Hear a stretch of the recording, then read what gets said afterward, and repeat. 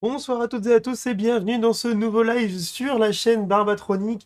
Et puis, je vais déjà commencer par vous souhaiter un excellent Noël, parce que voilà, c'était Noël cette semaine. Et joyeux Noël. J'espère que vous avez reçu plein de bonnes choses, plein de cadeaux, plein de trucs de makers, de makers et plein d'autres choses bien encore. Il y a déjà du monde sur le live. Alors, bonsoir Caillou, bonsoir Nikom, bonsoir Ralm. Ciol FR, Yo-Yo, Kamikaze, Foxtrot, Rapker, Givarto, Mr. Friday, Fliou, pardon. Rocket Hell, bonsoir. Bonsoir à vous, j'espère que vous allez bien. Et puis, on a un programme un peu chargé ce soir, puisqu'en fait, ce sera un live en deux parties. Une première partie sur ce dont j'avais parlé dans ma dernière vidéo de cette semaine, à savoir le test du kit et les goûts, enfin le test, plutôt une review un peu plus grosse que ce que j'ai fait dans ma vidéo, et puis réponse-question. Et ensuite, une deuxième partie sur la Maker Fight et sur de l'impression de pièces un peu costaud, quelques petits tests. Voilà le programme de ce soir. Et puis, vous avez vu que je recommence le live à 22 h, comme c'était l'habitude. Je sais que certains veulent que je recommence les lives à 21 h. Ça arrive, je suis en train de trouver des solutions, mais pour l'instant on est reparti sur cet horaire-là et sur ce jour-là. Dimanche 22 h, on va commencer avec le récap. Bon, il y a des gens qui me souhaitent joyeux Noël, merci à vous. Salut Fernand MLO, Julia Pepita, salut, bien le bonsoir. Salut Trajectory. Écoutez, on se lance, c'est parti, le récap de la semaine, et après on se lance sur le cœur du live. Et j'ai pas mis de musique. Ah oui, d'ailleurs, il faudra que je vous parle un peu de musique, justement. Il m'est arrivé des tribulations avec la musique. Bref, salut Matt Peace, salut Yonner. Alors, bon, petit récap, ça va aller relativement vite. Déjà, petit truc, j'ai fait des cadeaux de Noël et j'ai fait ce petit Boba Fett en lumière. C'était pas un truc ouf comme ce que j'avais fait la dernière fois où c'était animé, c'est juste une bande de LED toute simple. Et si vous voulez retrouver les sources de ce stand, je vous les remets dans le chat. C'est sur le GitHub, il y a une petite description, voilà, donc c'est juste une barrette de LED avec un stand en merci Siol, merci beaucoup à toi, ça fait plaisir qu'il lâche son prime ici. Un petit stand en impression 3D, une petite découpe laser, une petite strip de LED en 5 volts et un câble USB, et c'est parti. Ça fonctionne bien, tout est dedans, tous les fichiers, les sources, etc. Donc si jamais vous voulez le refaire pour un cadeau en retard ou même pour vous-même, j'ai bien envie de me le faire pour moi-même. Et ben, n'hésitez pas. Alors, on... Salut qualité. On enchaîne tout de suite, voilà, parce que c'est pas des grosses news.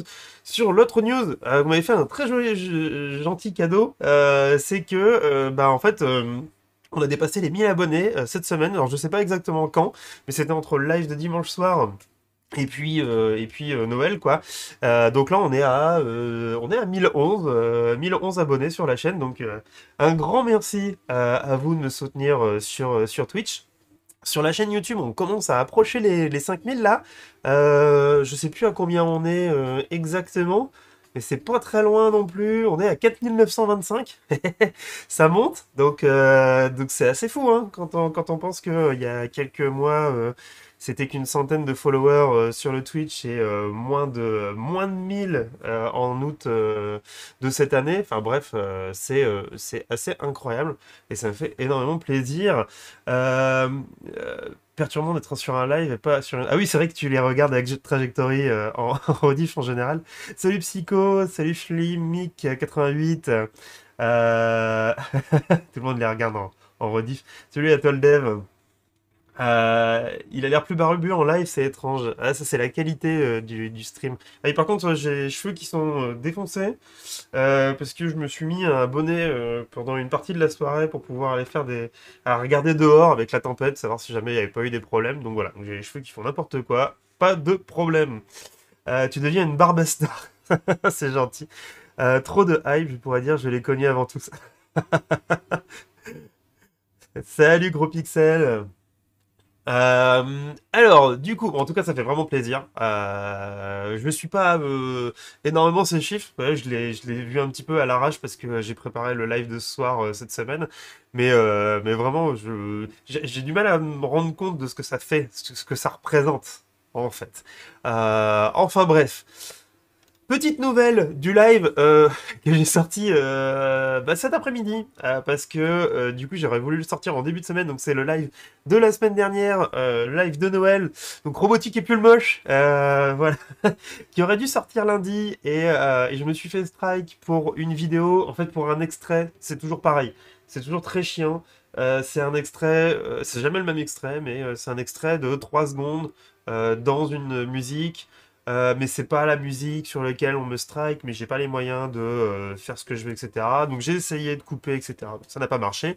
Et donc, en fait, ce qui va se passer, c'est que pour vous qui me suivez en live, vous entendez un peu de musique. Voilà, ça va rester, parce que Twitch est finalement plutôt en accord avec ma playlist.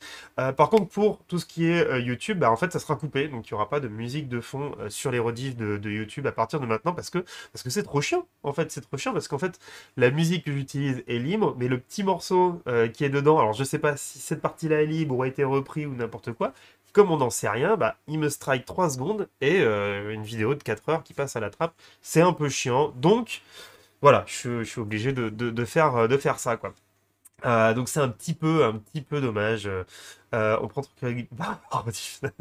Salut Alpax, salut Cuber, salut Chaos B. Live 360, tout ça? Non. Ah bah non, c'est fini, cette époque est révolue. C'est le début du live. Ouais, oui, tu arrives pas en 1 heure en retard, y a pas de souci, je recommence à 22 heures. Bref, voilà, donc la rediff est sortie aujourd'hui, donc vous allez avoir une rediff aujourd'hui, une rediff demain, ça va être beaucoup de rediff en fait, parce que je vais scinder le live de ce soir en plus petits morceaux, du coup. Donc voilà, donc désolé pour ça, mais il y avait une bonne raison, c'est que le temps que j'essaie de régler ça, il y avait une nouvelle vidéo en préparation, et c'est la vidéo dont on va discuter juste après, donc sur le prototypage, donc si vous ne l'avez pas vu, bah, n'hésitez pas à aller voir sur la chaîne YouTube la dernière vidéo, donc parlons de prototypage, qui dure pas très longtemps, hein, vous inquiétez pas, hein, c'est pas comme les lives de 4 heures, 4 ou de 5 heures, c'est une vidéo qui doit durer 11 minutes, je crois, de mémoire, qui parle justement de prototypage, qui parle de proof of concept, de méthode pour prototyper rapidement, pour éviter de perdre du temps, etc. Et qui a été faite parce qu'en fait, on m'avait envoyé un kit de prototypage, et j'avais envie d'en parler d'une manière un peu différente, mais je vais revenir dessus après sur la première partie de ce live. Euh, mais les rediffs sont visibles sur Twitch aussi. Oui, les rediffs sont visibles sur Twitch aussi, mais en fait, tous les gens qui me suivent sur Twitch sont pas forcément sur YouTube. Et donc, du coup, je mets les rediffs directement sur YouTube pour que tout le monde puisse les voir. Et en fait, les rediffs, elles ont une durée de vie assez limitée en fait sur Twitch. Du coup, sur YouTube, ça me permet d'avoir l'ensemble des rediffs qui sont réalisés. Du coup, j'ai pas encore regardé, je me rattraperai cette semaine. Bah voilà. Celle où il y a un lag de fou ce soir, c'est parce que Barba supérieur à 1000. Ah, est-ce qu'il y a un lag? Dites-moi. Est-ce que vous voyez un lag tous là? Parce que moi de mon côté, ça a l'air d'être bon. Oh merci Julia Pepita. Merci beaucoup. Ah, qui est cette trajectoire qui t'offre le l'abonnement, c'est mignon. Merci beaucoup. Pas de... Ok, d'accord. Bon, ça me rassure parce que j'avais des drops là hier, donc voilà. J'avais un peu peur que ça fasse ça, mais là non, le réseau a l'air d'être plutôt bon, donc on va prier pour que ça marche jusqu'au bout. Trop agréable ce garçon. Bon, ça marche, super. Eh ben écoutez, voilà, donc ça c'était la dernière vidéo. On va revenir après dessus, il n'y a pas y a pas de souci. Et en fait, c'est un peu la fin du récap. En vrai, je vous avais dit que c'était un tout petit récap, donc en fait, on va pouvoir enchaîner. Salut Incubaker, ho ho ho! Il fallait. Ok. Eh ben écoutez, je repasse sur la partie webcam. Alors est-ce que je fais à combien de minutes on est là? 10 minutes? Ouais, allez, on va faire un petit générique, et à la limite je le couperai s'il y a besoin pour pouvoir scinder le live. On se retrouve juste après le générique pour la première partie du live qui va concerner bah, le... Il est loin, il est très loin. le Sensor Kit et les goûts que j'ai reçus avec vos questions, avec une ouverture, un déballage, on va discuter un petit peu de la qualité des cartes, etc. Donc on se lance ça juste après le générique, c'est parti, générique.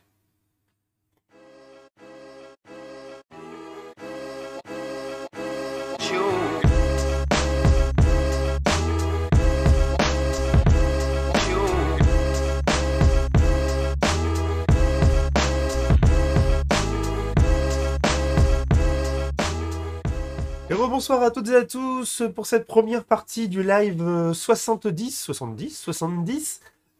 sur une review un peu plus complète du kit Elegoo qui m'a été envoyé, du Sensor Kit V2 de Elegoo qui m'a été envoyé par Elegoo. Du coup, l'idée de cette première partie, c'est que si jamais vous n'avez pas vu la vidéo que j'ai sortie qui parle un peu de ce kit-là, écoutez, c'est pas grave parce que ce que j'ai dit dans la vidéo, je vais le répéter là et je vais en dire beaucoup plus forcément parce que on va avoir un peu plus de temps et d'échanges avec le chat. Le but, c'est de faire une petite présentation rapidement, de vous dire ce que j'en pense de manière très honnête, voilà, et de vous expliquer déjà comment est-ce que j'en suis venu à recevoir ce kit. Et du coup, il y a déjà quelques questions que le kit... Ah ouais, voilà, bon, du coup, il y aura la réponse, mais effectivement, Trajectory a déjà répondu. Euh... C'est vrai qu'on n'a jamais trop d'Arduino. Alors, comment est-ce que j'en suis arrivé à avoir ce kit ce Sensor Kit? En fait, bon, il n'y a rien de...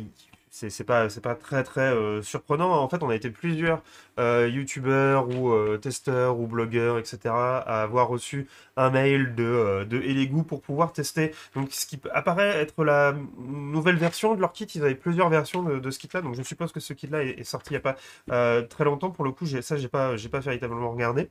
Donc, on a été plusieurs à le tester. Là, j'ai été regarder un petit peu sur YouTube, sur des blogs, etc.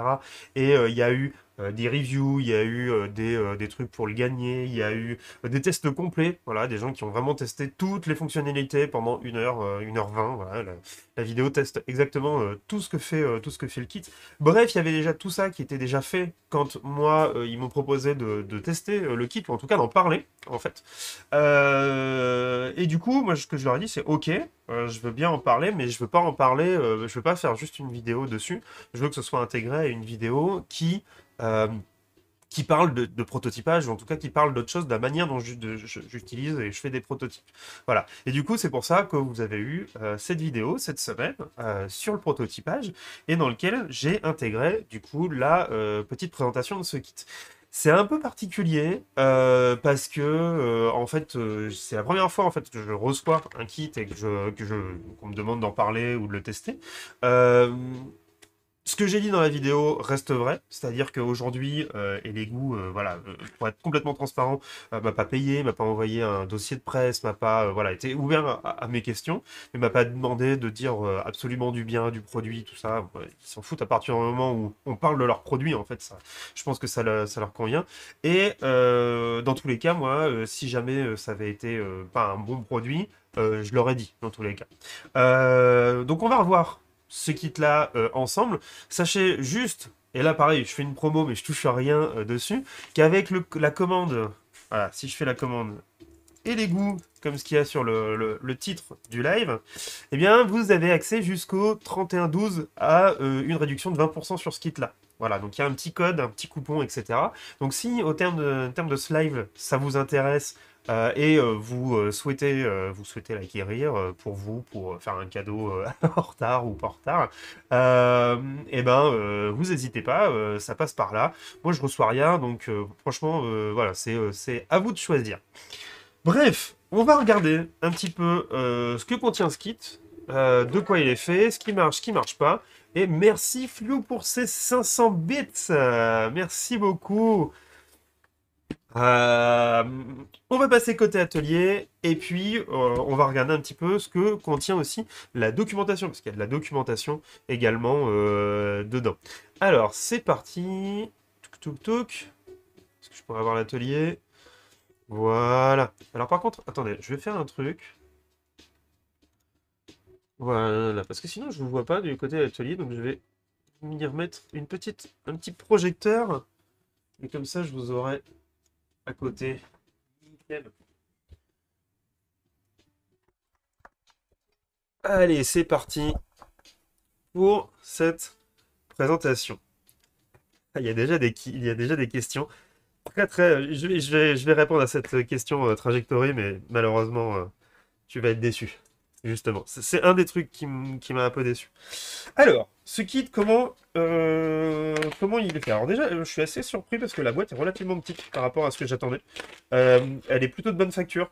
C'est con, hein, mais des boîtes de merde dans lesquelles il y a des composants, moi j'en ai plein et c'est vraiment très chiant quand vous prenez la boîte et qu'elle s'ouvre ou voilà. Parce que le contenu est relativement lourd. Là, franchement, elle est vraiment de bonne qualité. Il y a le petit watermark et l'égout dessus là. Donc ça fait plaisir. Voilà, les clips sont bien foutus, honnêtement, voilà, ça c'est plutôt bien. Ah bah déjà, je l'ai tellement sorti que le truc est parti, ça on va revenir dessus. Et donc du coup, qu'est-ce qu'on va retrouver à l'intérieur? On va retrouver bah, déjà tous les composants. On va retrouver un CD avec l'ensemble des codes, des librairies, des PDF, etc. qui est disponible en ligne. On regardera ça juste après. Mais bon, en vrai, enfin moi j'ai pas de lecteur CD. Je t'avoue, j'ai plus de lecteur CD dans des PC depuis des années. Enfin bon, bref, ça a le mérite d'être là et d'avoir une version hors ligne, ce que je trouve bien. Après, je sais pas, une clé USB aurait peut-être été mieux, ou peut-être plus dangereux, ou peut-être plus cher, j'en sais rien. Mais bon, voilà, moi, c'est vrai que le CD, il va vite aller dehors pour effrayer les oiseaux. Je suis désolé, mais, je vais pas beaucoup l'utiliser pour le coup. Euh, Je partage ma résistance sur le kit Lego. Ah ouais, c'est un problème, ouais. Ça existe encore les CD. Bah écoute, ouais, il faut croire que c'est encore fait. Genre une clé USB, c'était pas possible. Bah, je me demande si une clé USB, ça aurait pas été vecteur de problèmes ou de virus ou j'en sais rien. Enfin bon, bref. Toujours est-il qu'on a quand même un CD. Il y a quand même du démat. Mais bon, de toute façon, vous inquiétez pas, hein, tout est retrouvable en ligne. Alors, qu'est-ce qu'on va avoir dedans? On va avoir deux étages. Alors, ils ont un peu bourré. Alors, avant de revenir vraiment sur les composants, c'est un peu bourré pour le coup. Parce que la boîte est compacte, mais en vrai, quand on retire, donc déjà, le clavier souple, il est juste au-dessus. Alors, ça va, ça n'a pas marqué, donc je suppose que ça ne doit pas appuyer dessus. Mais bon, du coup, c'est un peu dommage. Mais bon, franchement, vu la taille, je pense que ça aurait été compliqué à ranger à un endroit. Et alors, par contre, ce que je disais dans la vidéo, c'est que vraiment, là, les LED, elles ont été un peu forcées pour pouvoir rentrer là. Et du coup, voilà, si c'est une petite remarque, c'est un peu dommage. Parce qu'effectivement, si on le replaque pas bien, les LED se remettent pas dedans, quoi.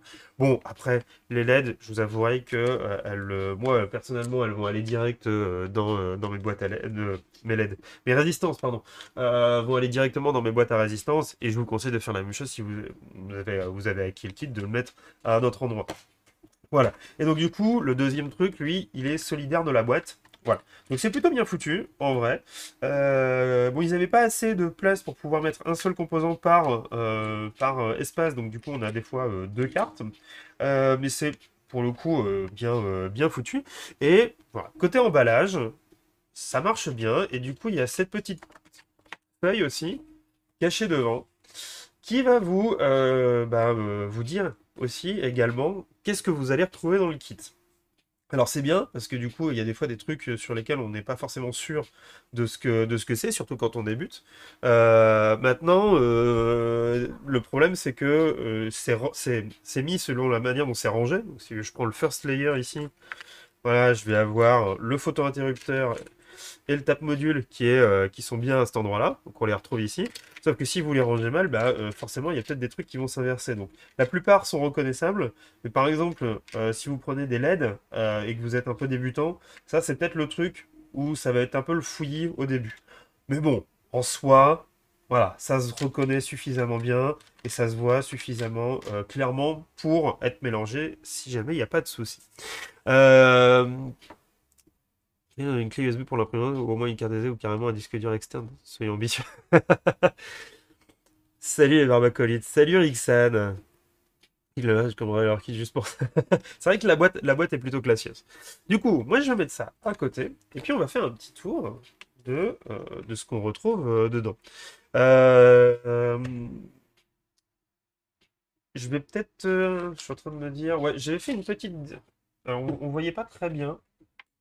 J'avais fait des petites vues avec le microscope, mais je suis pas sûr de l'avoir rebranché. Attendez, je vais voir s'il est branché. Pour vous montrer un peu plus en détail. Yes. brancher. On va mettre plus loin.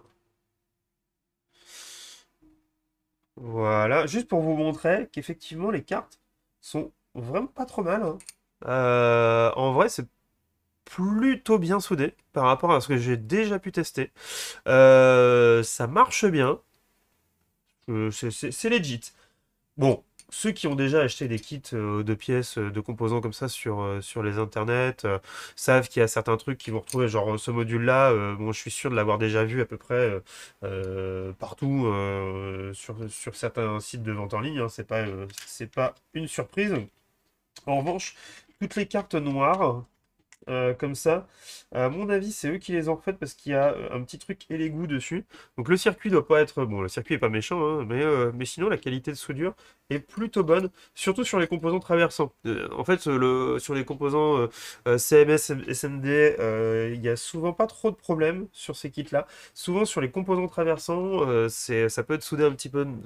ça peut être mal soudé, il peut y avoir des boules, etc. Mais en vrai, là, pour le coup, c'est plutôt legit. Franchement, je trouve ça plutôt propre. Après, voilà, des fois c'est un peu coupé, pas forcément au ras. Donc ça, bon, ça c'est pas encore trop grave. Franchement, c'est pas le pire que j'ai vu, hein. Clairement pas sur des kits de ce prix-là aussi, hein, parce qu'on n'a pas parlé du prix, mais le kit est à une trentaine d'euros environ, un peu moins avec la réduc là. Et en vrai, si vous achetez tout ça séparément ou vous refaites les cartes qui sont pas disponibles parce que c'est les cartes et les goûts, vous allez vous en tirer avec la boîte, etc. pour 30 euros, voire plus, quoi. Donc en vrai, ça vaut pas le coup de tout acheter séparément, je pense.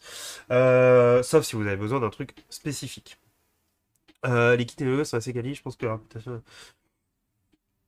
Ouais, ouais, ouais. Qui par exemple, sur Amazon, fait des trucs vraiment, vraiment des fois dégueulasses. Je suis désolé, hein, mais c'est vraiment infâme des fois. Et j'en ai déjà eu et c'est vraiment une catastrophe. Attendez, je vous ai pas mis la lumière en fait. Je viens de me rendre compte qu'il y a... Ah voilà, c'est beaucoup mieux. Alors attendez, c'est Noël, donc je suis enrhumé. Un grand classique. Donc voilà, sur la qualité de fabrication, bon alors après, fatalement, il y a des trucs, voilà, typiquement ça, voilà, pour n'importe qui a déjà... Ah oui, pardon, faut que je change forcément.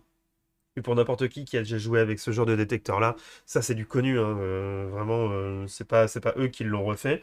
Pareil, si je prends l'écran LCD, voilà, c'est acheté directement en vrac. Par contre, ce que je voulais dire quand même, c'est qu'on voit une petite différence sur la qualité des jumpers, où là, il faudra faire attention à l'usure sur ces kits-là. Alors clairement, ce ne sont pas des kits qui vont pouvoir, à mon avis, survivre à des centaines de connexions, déconnexions, mais je trouve faudrait que je les mesure. Mais je trouve les pinoches un peu fines, pour le coup. Mais ça, c'est plutôt ma propre appréciation. Si je prends par exemple une pinoche, je vais essayer de trouver... ben voilà. Faudrait que je mesure. Tiens, ça serait intéressant. Attendez, je vais mesurer. Parce que j'ai l'impression que c'est plus fin que ce que j'utilise traditionnellement pour mes Ducons. Donc là, je suis à... C'est plus à peu près. Ok. Si j'en prends une, voilà, par hasard. Ouais, c'est un poil plus fin. C'est un poil plus fin. Ma première appréciation, était effectivement la bonne. C'est un poil plus fin. Bon, bref, ça n'empêche pas que ça marche très très bien. Voilà, bon, il n'y a pas grand-chose d'autre à dire sur la qualité des produits si je veux être très très très très large avant de rentrer dans le vif du sujet et le détail des capteurs et des ce qu'il y a. Mais en tout cas, pour l'instant, c'est plutôt du bon. Alors, j'aurais pris un kit démarrage. Je peux déjà faire un tour. Ah oui, oui, oui, carrément, ouais. Avec celui-là, du coup, oui. Il manquait des connecteurs et ça j'étais absolument dégueu. Ah oui, sur KS? Ouais, c'est horrible. Salut Quentin, Foxtrot.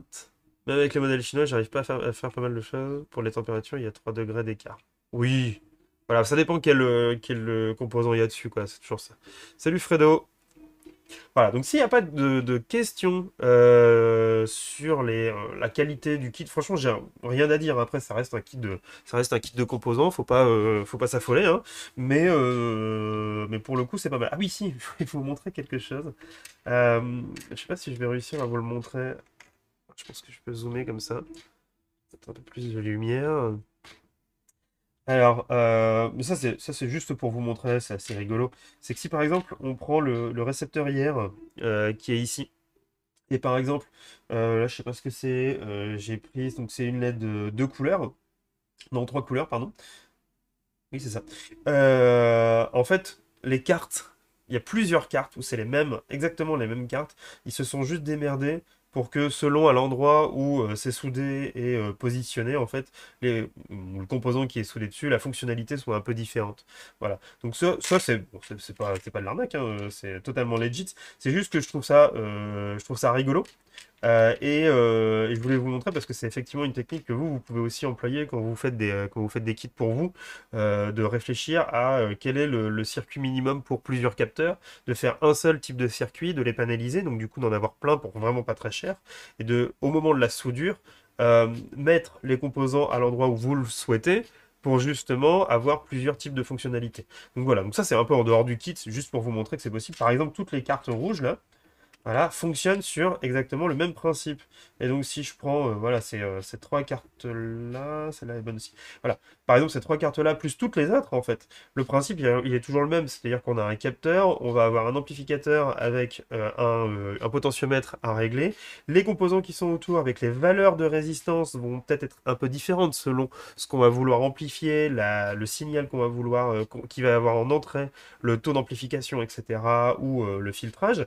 Mais grosso modo, la carte est exactement toujours la même. 1, 2, 3, 4, 6, 7. 7 cartes, là, par exemple, c'est exactement les mêmes cartes. C'est exactement le même PCB, quoi. Et alors là, par exemple, je ne sais plus comment c'était rangé, mais c'est pas grave. Je vais réussir à les retrouver. Alors, déjà, voilà, on va travailler, on va déjà dire ce qui me manque déjà sur ce kit-là, qui est pas un problème en soi, mais qu'il faut savoir. Parce que du coup, il n'y a pas de, c'est pas c'est pas comment dire, un souci qu'il y ait certains trucs qui manquent, mais juste pour que vous le sachiez une fois que vous l'aurez acheté. Il y a Givarto et d'autres qui m'ont demandé s'il y avait un microcontrôleur. Salut Historiconome. Et ben en fait, euh, comment dire, c'est un sensor kit. Voilà, c'est brandé sensor kit. Voilà, vous avez le truc. Merci Quentin, la mamie. Bienvenue à toi. Donc, vous n'allez pas avoir dedans de microcontrôleurs, Arduino ou autre. Vous n'allez pas avoir de breadboard et vous n'allez pas avoir non plus de câbles de prototypage. Voilà, ça, il faut être clair avec ça. Et c'est ce que j'avais dit dans la vidéo, c'est que ça va en plus. C'est-à-dire que vous devez considérer ce kit-là comme un plus par rapport à ce que vous pourriez déjà avoir. Voilà. Donc, clairement, c'est hyper intéressant pour faire du prototypage rapide.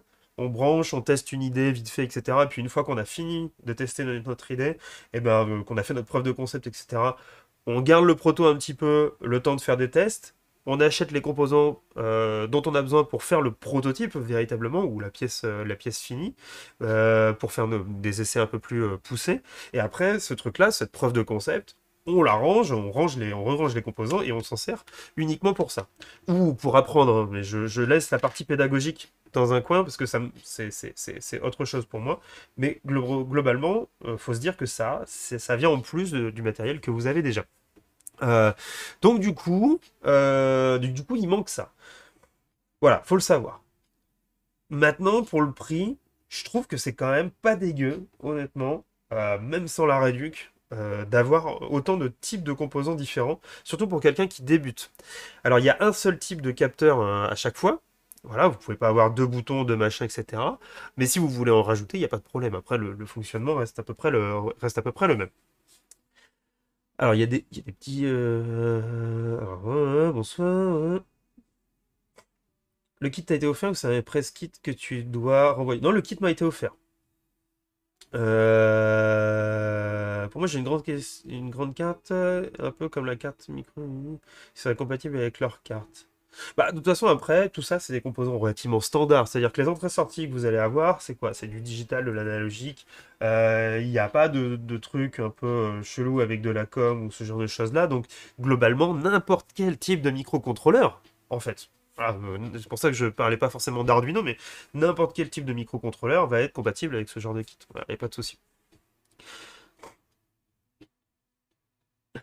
Ah, Isto, il a compris. Merci, Quentin, merci beaucoup. Grand merci à toi et bienvenue, du coup.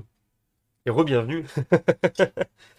Voilà. Alors, l'autre petit truc, tant que j'en suis sur les points un petit peu négatifs, hein, entre guillemets, parce que c'était pas véritablement un point négatif, mais là, quand même, pour le coup, c'est un peu dommage. On en parlait tout à l'heure avec Trajectory, c'est l'écran LCD.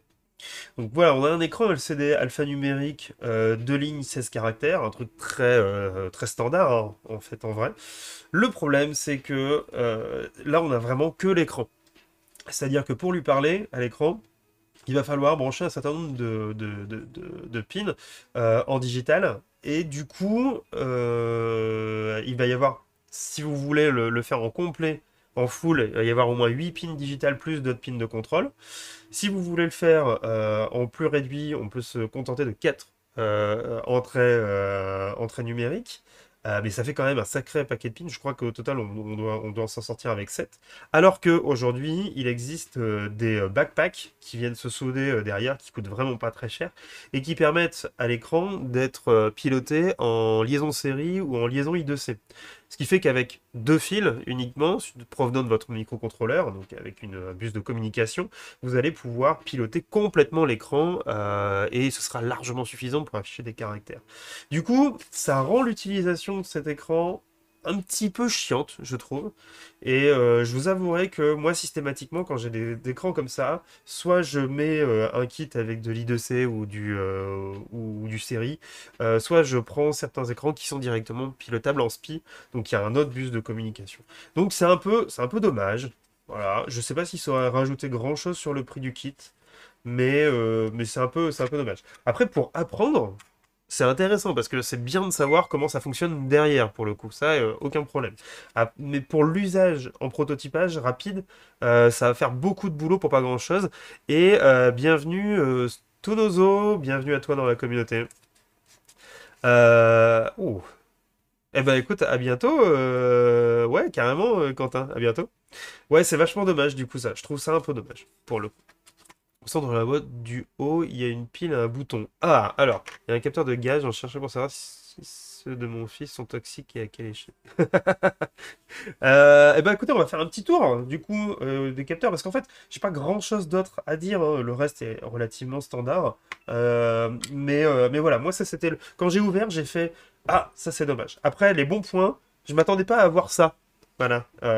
Et du coup à l'avoir en souple et en plat et ça m'a l'air relativement solide et de bonne qualité. Je suis assez surpris.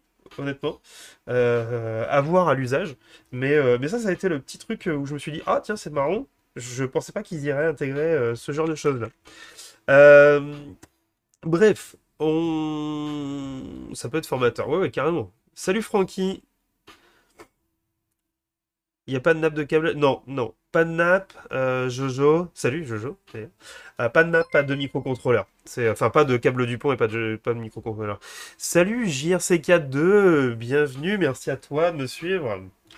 Alors, on va regarder un petit peu ce qu'il y a dedans, à quoi ça sert. Si vous avez des questions, n'hésitez pas. Voilà. Et je vais vous faire des petites remarques sur les capteurs à chaque fois. Voilà, pour vous expliquer un petit peu ce que j'en pense. Et merci à toi, JRCK2, je sais pas comment ça se prononce. En tout cas, merci d'avoir lâché ton prime ici, ça fait super plaisir. Alors, on va commencer avec ce qui s'appelle le photo-interrupteur. Bon, en fait, globalement, qu'est-ce que c'est? Vite fait.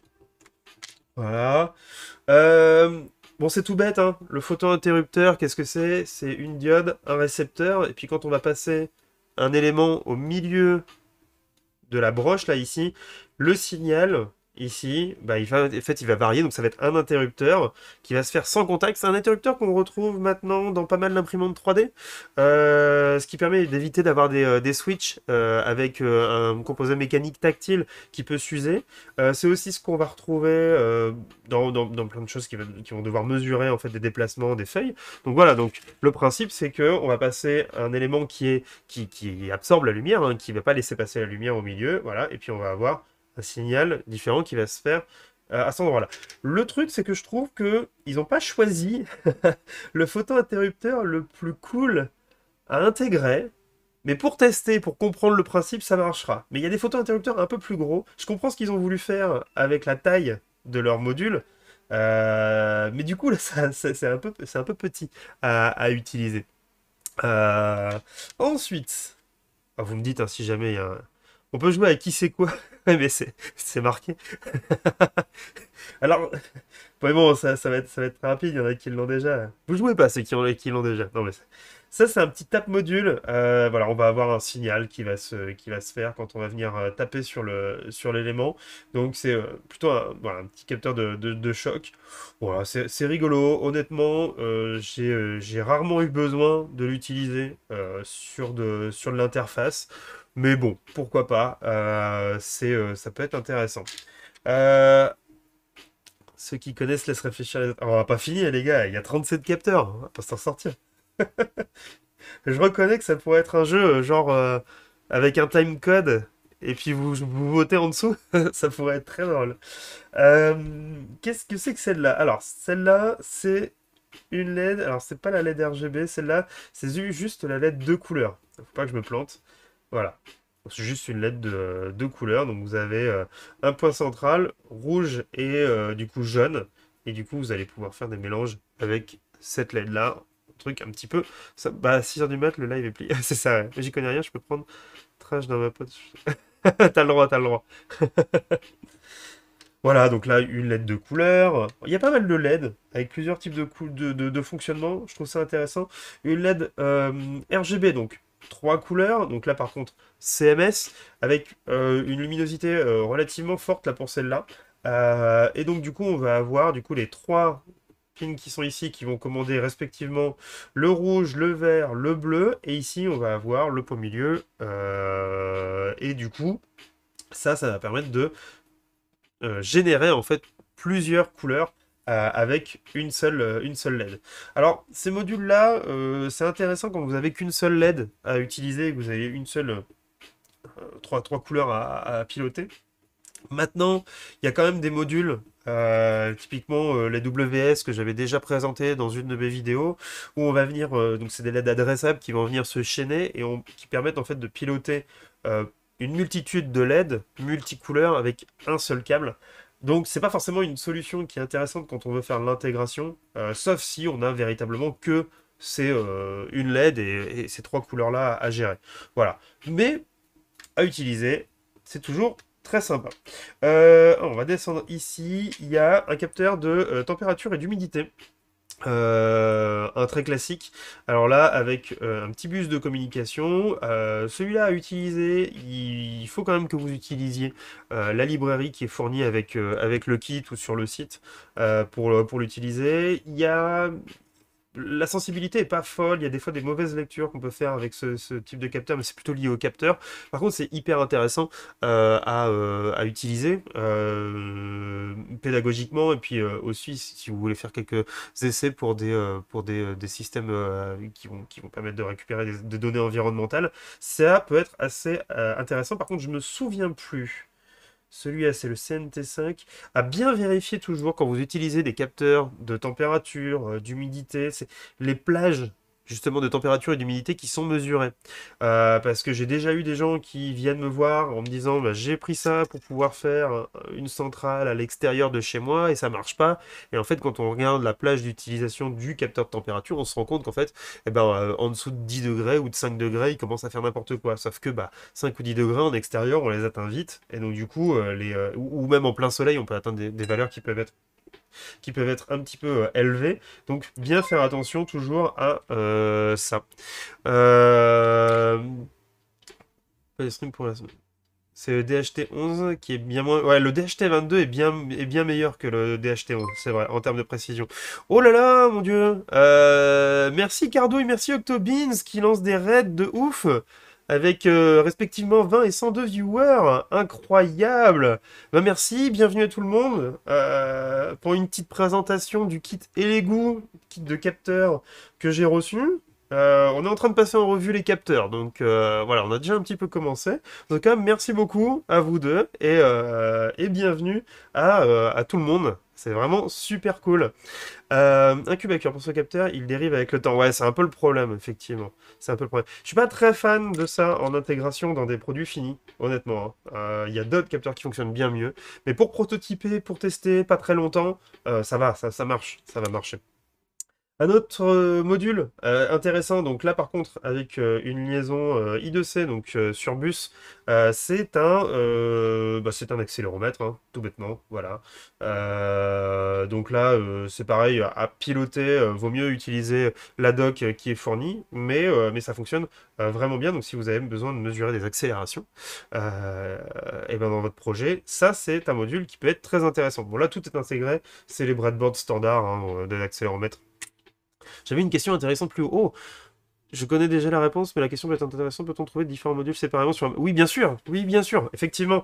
Tous ces modules-là, globalement, vous pouvez, je pense, quasiment tous les retrouver sur Amazon ou autre part, hein, d'ailleurs. Hein. Voilà. De manière unitaire. C'est-à-dire que vous tapez la référence où vous allez chercher comment dire, le nom du capteur, vous tapez sensor à côté ou breakout. Vous allez retrouver ces capteurs-là unitairement. Donc, si jamais vous en avez besoin de plusieurs, voilà, faut pas hésiter, effectivement, ça marche très bien. Euh... Alors, je ne sais plus. Effectivement, c'est le GY521. Je vais te dire ça tout de suite. J'ai un doute. C'est vrai que celui-là, je ne l'ai pas testé parce que bon, je voyais à peu près ce que c'était. Alors, c'est 3 axes. Ah! 3 axes, triple axe, gyroscope, accéléromètre. Ah, donc ça peut être intéressant. Il y a un peu d'intégration de données à faire, mais ça peut être intéressant, effectivement. Je regarde vite fait. Voilà, je viens de le trouver chez AliExpress. Ah, c'est ça. 3 axes, gyroscope, accéléromètre.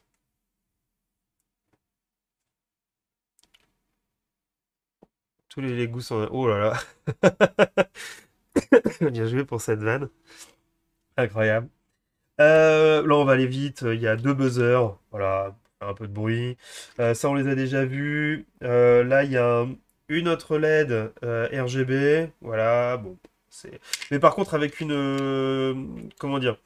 Celle-ci a enfin, c'est des LED haute luminosité, pour le coup. Donc, on va avoir un éclairage qui va être beaucoup plus fort que ce qu'on peut avoir d'habitude. Là, on a un petit tilt switch. Donc, ça veut dire que selon...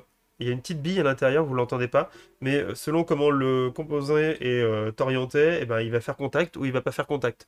Ça peut être intéressant. Typiquement, par exemple, vous voulez que un robot il fonctionne dans un sens, voilà. Et si jamais il est retourné, automatiquement, il change sa traction pour pouvoir continuer à se piloter. Eh ben, plutôt que de faire des trucs avec des accéléromètres, des choses un peu complexes, eh ben, savoir si jamais votre robot s'est retourné, vous mettez votre capteur, votre tilt switch comme ça, puis quand il va se mettre dans l'autre côté, hop, la bille va tomber, ça, vous allez le détecter, et donc du coup, vous saurez qu'il faudra faire un reverse du contrôlage. Voilà. C'est un capteur qui est rigolo. Il y en a, je sais pas s'il y en a plusieurs. Non, dans l'autre kit, il y en avait plusieurs. Dans un autre kit, j'en avais vu plein de différents, ce qui n'avait aucun sens. Mais en tout cas, celui-là fonctionne très bien. Euh... Salut Fanlou 14. Eh ben, merci SG227. Je fais un détecteur de poulinage avec ce capteur. Ah bon? Poulinage? De moulinage, tu veux dire? Moulinage, non? Ce gyroscope sert aussi à faire un proto sympa, les gimbals avec des servomoteurs. Oui, oui, oui, tout à fait, oui. Donc on parle de celui-là, hein, de celui-là. Voilà. Bon, là, pour le coup, on est moins sur du... Enfin, si, on est quand même sur du prototypage rapide, bien que ça peut être un peu intégré, ce genre de choses-là. Merci, PP4591. Bienvenue à toi. Allez, on continue. On va faire les trucs simples pour le coup. ce petit bouton. Voilà, c'est un bouton incroyable. Voilà, ça marche très bien. Pas de grand-chose d'autre. Une diode laser pour faire de l'émission. Par contre, ah, faudrait que je regarde dans la doc et dans les datasheets. C'est vrai que j'ai pas regardé. Je ne sais pas de quelle classe est ce laser. Je suppose que c'est pas un truc très puissant parce qu'ils le mettent sans aucune, sans rien, sans aucun. Mais normalement, un laser, on devrait mettre la classe sur le truc. Je viens de me rendre compte de ça, tiens. J'avais pas du tout pensé à ça. Euh, du coup, je pense que c'est de la classe 1, un truc très bas. Bon, de toute façon, de manière générale, voilà, un conseil, vous bossez avec des lasers, ne regardez jamais les lasers en direct, vous savez pas ce que c'est. Vous savez pas sur quoi vous allez pouvoir tomber, même si ça chauffe pas, même si ça fait rien. Au niveau des yeux, ça peut faire d'énormes dégâts. Donc quand on fait, par exemple, si vous jamais vous voulez bosser et faire des essais avec ce laser, bah là déjà, essayez de récupérer la datasheet. On ira voir tout à l'heure dans les docs si jamais ça y est. Et si jamais ça n'y est pas, dans tous les cas, vous le fixez sur une plaque pour éviter que, parce que on le sait, hein, quand on fait des protos, tout le truc qui bouge dans tous les sens, et ben ça vous le scotchez. Voilà. Pour éviter qu'il parte dans tous les sens et qu'au moment où vous allez brancher votre USB, que ça va s'alimenter, que ça arrive dans votre poire.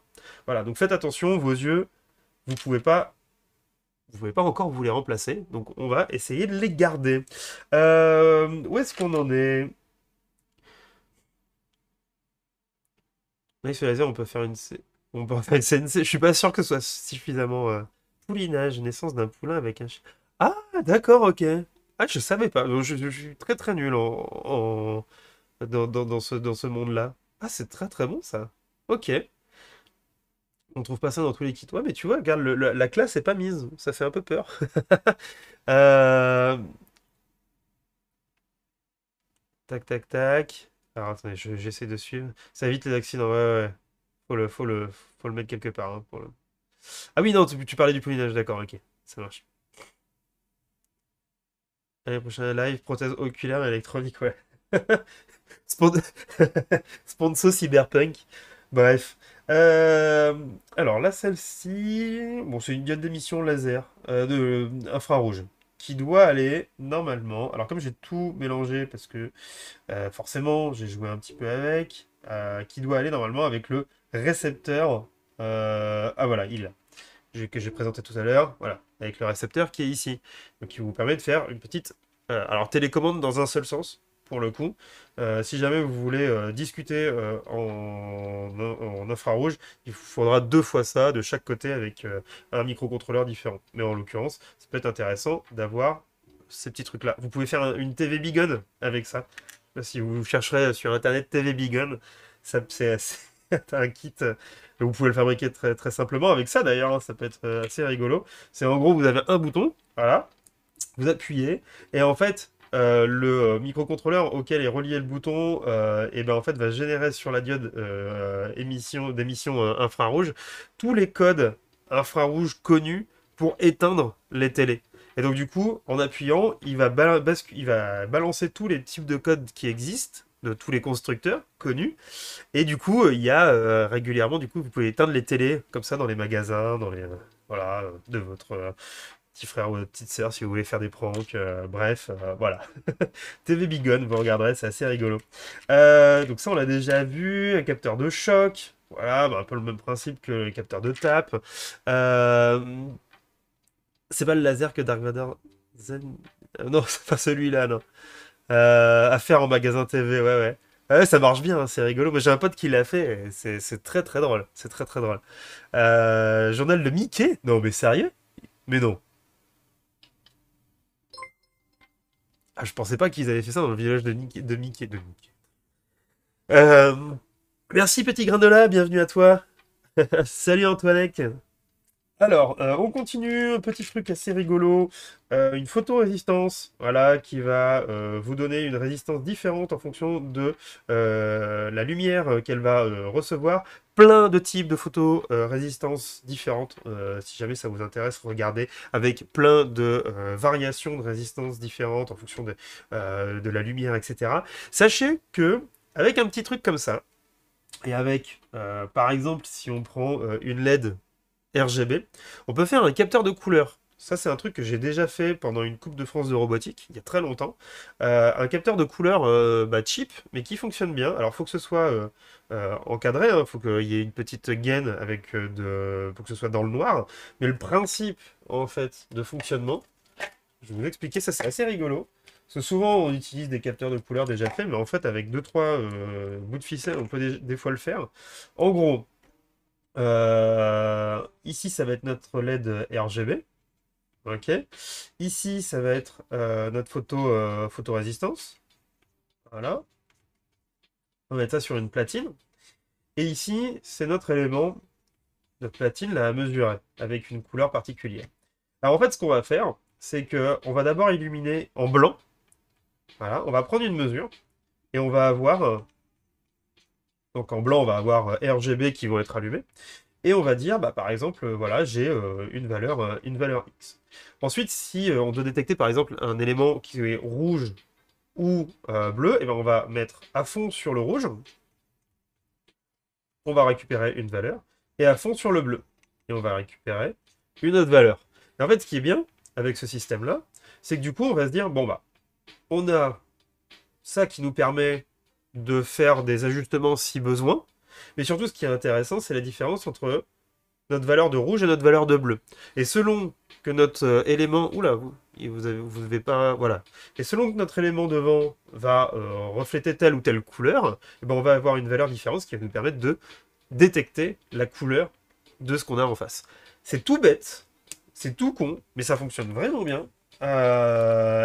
Si jamais un jour vous êtes, par exemple, vous êtes à la coupe, vous avez besoin de faire un capteur de couleur à l'arrache, vous n'avez pas beaucoup de temps, et ben vous prenez ces deux trucs-là, vous les collez ensemble, vous mettez un coup de Chatterton, vous mettez un godet pour pouvoir avoir une zone un peu noire, parce qu'il faut encadrer ça hein, pour que ce soit, voilà, pour que ce soit un petit peu dans le noir.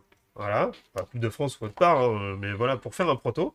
Et vous avez un tout petit capteur de couleur, et ça fonctionne super bien. Il faut que la LED, elle envoie un peu de patate, par contre. Hein. Faites pas ça avec des LED 5 mm standard, sinon ça sert pas à grand-chose. Hein. Euh... Pour être précis, mais tous ces capteurs fonctionnent mal en extérieur. Oui. C'est Picsou Mike, je suis plus trop... Ah, c'est rigolo. Les vendeurs apprécient beaucoup. Moi, c'est plutôt pour les trucs qui restent allumés la nuit, tu vois. Genre les télés qui restent allumées la nuit, moi, ça m'énerve. Il est 2 heures du mat, t'as plein de télés qui tournent dans tous les magasins, c'est un peu con, quoi. Vraiment utiliser l'énergie pour rien, quoi. L'éditeur de journal est copé d'un an de prison avec sursis. Ah bah super! Merci pour la fois, je donne ça pour un test. Ah ouais, c'est vraiment très très très très rigolo comme affaire. Merci Mizu Mizu! Et pour la... Ah oui, vous êtes encore sur le capteur d'humidité. Salut Adrig! Salut Live Bullshit! Une vidéo sur... Ah bon? Ah bah du coup, tu vois, je savais même pas. Mais ça, c'est un vieux truc que je vais utiliser sur ma deuxième Coupe de France de robotique. Bon, bref. Et du coup, on avait des petits capteurs avec son propre microcontrôleur dessus. C'était assez rigolo. Voilà. Ça, c'est un petit capteur assez rigolo. Donc, qui utilise, du coup, un peu ce qu'on a vu tout à l'heure, à savoir la diode d'émission infrarouge, la diode, le capteur de réception infrarouge. Sauf que c'est mis sur une même platine, pas exactement les mêmes composants d'ailleurs, et on a un petit comparateur et on va pouvoir du coup régler la sensibilité et la puissance qui va nous permettre de faire un capteur de distance. Capteur de distance fixe du coup pour ce capteur, mais du coup qui peut être suffisant pour un certain nombre de projets. Je crois qu'on doit pouvoir aussi récupérer la valeur analogique de sortie, donc avec un peu de traitement, on peut avoir une estimation de la distance. Enfin, c'est jamais véritablement très très fiable sur ce genre de capteur, mais ça peut être une première donnée, on va dire, à avoir. Là, on a un petit capteur avec donc un capteur avec diode et diode émettrice, diode réceptrice intégrée sur le même principe que celle-ci, mais qui va être sur une distance beaucoup plus limitée, qui va nous permettre de, par exemple, faire du suivi de ligne. On va être sur un bon trigger entre ça reflète sur le blanc et ça reflète pas sur le noir, ce qui fait qu'on va pouvoir faire du suivi de ligne avec ça. C'est plutôt cool pour le coup. Alors, Bon, là, vous en avez un, il est très grand. Aujourd'hui, il y a des versions qui sont beaucoup plus miniaturisées et sur des platines, voilà, sur une platine qui va être aussi fine que ça, longue comme ça, vous en allez avoir 8, voire plus. Encore une fois, on est sur du prototypage. Voilà. Vous testez une idée et après, voilà, ce que je vous disais tout à l'heure, vous utilisez le capteur qui va bien. On a deux types de micros ici aussi, les capteurs de son, des micros qui sont plus ou moins sensibles, alors, qui s'appellent le Big Sound et le Small Sound. Bref, c'est juste la sensibilité en fait du capteur qui va jouer, donc toujours la possibilité de le régler. Et sur ces deux capteurs-là, on a également la sortie analogique non traitée des micros si jamais vous voulez faire le traitement vous-même. Voilà, donc ça c'est intéressant aussi. Vous pouvez soit avoir une valeur qui va trigger quand on va par exemple clapper des mains, mais ça va être juste sur un niveau sonore, ou alors faire le traitement vous-même avec la broche analogique. Bon, c'est quand même pas hyper évident de le faire. Donc là, ce genre de choses on utilisera plus pour voilà, tester un clap de doigts, voilà, ou quelqu'un qui fait bah, ou j'en sais rien. Mais voilà, mais ça détectera qu'un niveau sonore. Celui-ci, qu'est-ce que c'est que ça? Ça, c'est le. Ah oui, c'est ça. C'est le capteur Hall. Capteur Hall, comment ça marche? Capteur effet Hall.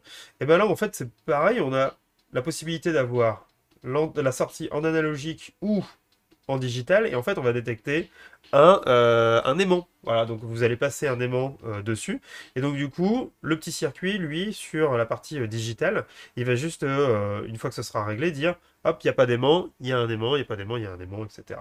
Euh, Capteurs qui sont enfin c'est un principe qui est utilisé le capteur FEOL dans plein de trucs. Notamment par exemple si vous voulez faire un compte tour pour un, je sais pas bon, pour une expérience ou autre, vous avez plusieurs solutions pour le compte tour. Vous pouvez mettre un codeur, mais ça c'est un peu chiant. Vous pouvez mettre le premier capteur qu'on a vu, le photo-interrupteur. Donc on va faire passer une lamelle dedans. Voilà. Et à chaque fois que la lamelle va passer, on va pouvoir compter un tour. Ou plusieurs lamelles pour compter plusieurs fois. Ou alors, les capteurs FEL sont bien parce que ils sont mécaniquement très simples à positionner. Vous positionnez votre aimant directement sur votre disque. Vous mettez votre capteur et puis vous allez pouvoir détecter quand l'aimant va passer devant. Merci Gonta. Et bienvenue à toi. Et du coup, par exemple, faire un compte tour ou alors un compteur de vitesse. Ceux qui ont déjà installé des compteurs de tours sur vélo, c'est un peu le même principe, hein. Vous mettez votre aimant sur les rayons de votre vélo et puis vous avez un capteur effet Hall. Pour la petite histoire, le proto qu'avait fait Monsieur Bidouille dans sa vidéo sur le contrôle, il utilisait du coup exactement ce genre de capteur. Et j'adore les capteurs, les féoles, ça marche super bien. Et du coup, vous avez quand même la sortie analogique si vous voulez faire le traitement aussi vous-même. Ça, c'est plutôt cool. C'est le principe des compteurs de vélo, voilà, exactement, Rixel. Euh, mais ça marche bien. Alors, nous, par exemple, on n'utilise pas exactement ce principe-là, mais on utilise un aimant pour la tirette de notre robot pour la Coupe de France de robotique. Euh, Regardez les capteurs FOL, il y a plein d'applications différentes sur ce genre de capteur. Alors, il y a ce capteur qui m'a surpris sur le coup. Alors, j'ai pas encore regardé véritablement ce que c'était que ce composant. C'est vrai que je check. Mais en gros, c'est un... c'est marqué Metal Touch. Et là, la première fois, j'ai dit, mais qu'est-ce que c'est? Et en fait, c'est juste qu'il y a une patte qui est sortie du capteur. Et quand on touche la patte, ça fait contact, quoi. Donc, par presque proximité. Bon, soit. Je suis un peu perplexe sur celui-ci, mais elle mérite d'exister. Bref, pourquoi pas. Donc voilà pour ce premier layer de capteurs. Euh, Champ magnétique. Ah oui, d'ailleurs, Chaos B, ton commentaire me fait penser qu'il y a aussi des capteurs Ephéol qui, sur le principe de l'Ephéol, vont permettre de détecter effectivement le changement d'orientation du champ magnétique d'un aimant, ce qui va permettre de faire comme un codeur sur un moteur, par exemple, ou sur un truc rotatif, et donc du coup, d'avoir un certain nombre de pas et de récupérer l'orientation en degrés de l'aimant. Voilà, toujours en utilisant les féoles. C'est hyper intéressant et c'est hyper utilisé aujourd'hui dans plein de moteurs en fait parce que c'est très très petit à intégrer au final. Euh... Gretsock en a proposé un que j'ai fait et qui marche très bien. Sur quoi? Sur un compteur? Salut Elfarty. Il avait mis des inserts dans la boîte. Non mais je vais reparler d'inserts tout à l'heure. What the fuck? Ah, j'ai pas compris. Est-ce que tu nous conseilles ce set des Four écoute, moi, je le trouve pas mal, hein, pour ceux qui n'ont pas encore de set de capteurs chez eux et qui veulent prototyper. Et par contre, qui ont déjà des microcontrôleurs, une breadboard et des câbles. Il y a des choses très intéressantes. Là, c'était les capteurs, et là, on va attaquer le deuxième layer, qui est aussi très intéressant, je trouve, avec des choses pour le prototypage. Et je trouve que pour 30 balles et aussi avec la réduc là, qui est proposée par Elegoo, c'est quand même très qualitatif dans l'ensemble du kit. Honnêtement, je trouve que les kits Elegoo sont plutôt bien foutus pour le coup, hein. Comparé, on en parlait à d'autres, au début du live, à d'autres kits, hein, vraiment. Pour détecter les fils électriques dans les murs, bah, je sais pas, écoute, c'est trop bizarre. Ils appellent Metal Touch, mais j'ai regardé. Faut que je regarde ce truc-là. Je pensais que c'était un truc pour détecter le métal. Et quand j'ai regardé la description sur la doc, il disait quand vous mettez le doigt dessus, ça ferme le contact. Et là, j'ai fait, ben, à quoi ça sert? Du coup, j'ai fait, bon, ok, soit. Euh, voilà, donc, si vous trouvez une info là-dessus, je veux bien, mais c'est très. Ça m'a surpris. Ou alors, c'est parce que si jamais genre, on branche ça sur une plaque en métal et quand on touche, ça vient faire un contact. Je sais pas. Honnêtement, c'est la première fois que je voyais ce truc-là. J'ai un peu bugué. J'ai vu ça tout à l'heure pour le coup. On utilise ce genre de capteurs comme sécurité sur des manipulateurs de pont roulant. Ce type de capteur-là? Ce kit est dispo chez Ikea. Eh non. Eh non. Alors j'attends le temps que DiMaggio réponde. Bon alors qu'est-ce qu'on a? Parce qu'on n'a pas que des sensors. Ah là on a eu plutôt des... Alors non, il n'y avait pas que des sensors d'ailleurs dans ce kit-là, il y avait aussi des émetteurs, hein. Les LED et tout ça, c'est pas des sensors. Ce que je disais, c'est que là, on appelle ça le sensor kit. Mais en vrai, vous avez plus que des sensor kits, hein, que des sensors, que des capteurs dedans, au final. Cible de lamp touch pour faire varier la luminosité. Ah d'accord. Ok. Il faut que j'essaye alors. Là, honnêtement, pour le coup, c'est le seul où j'étais un peu sec. Euh, un module de relais, voilà, pour pouvoir commuter une source de plus forte tension, intensité ou intensité différente.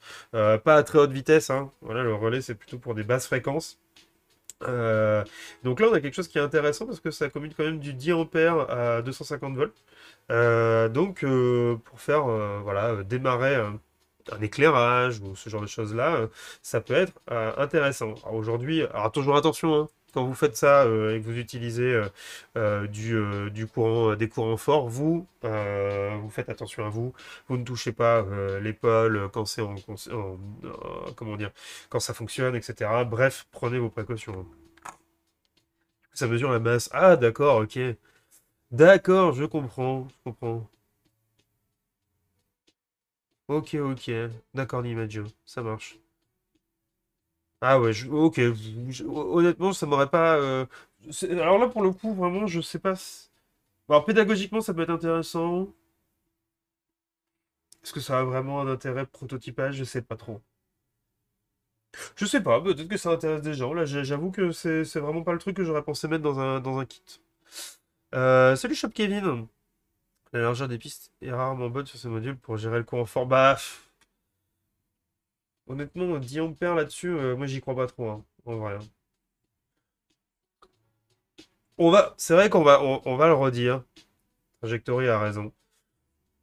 Utilisez pour faire un petit prototype, mais faites attention effectivement à ce que les modules pour. Moi, j'aime pas trop utiliser ce genre de module-là pour des forts courants. Hein, 10 ampères à 250 volts, faut quand même y aller. Voilà, utilisez des trucs légers quand même sur ce genre de choses-là. On les voit pas, c'est trop sombre. Ah bon? Ah oui, c'est trop sombre. Ah oui, bah alors là, je ne pourrais pas. Ah bah si, attendez. Ah, en fait, le truc, c'est que c'est l'épaisseur, la largeur et l'épaisseur des pistes, à mon avis, qui est pas bonne. Voilà. Je pense que c'est pas foufou. Faudrait faire le calcul, honnêtement. Mais c'est pas fou. Et puis la carte a l'air très fine, en fait. C'est ça qui me...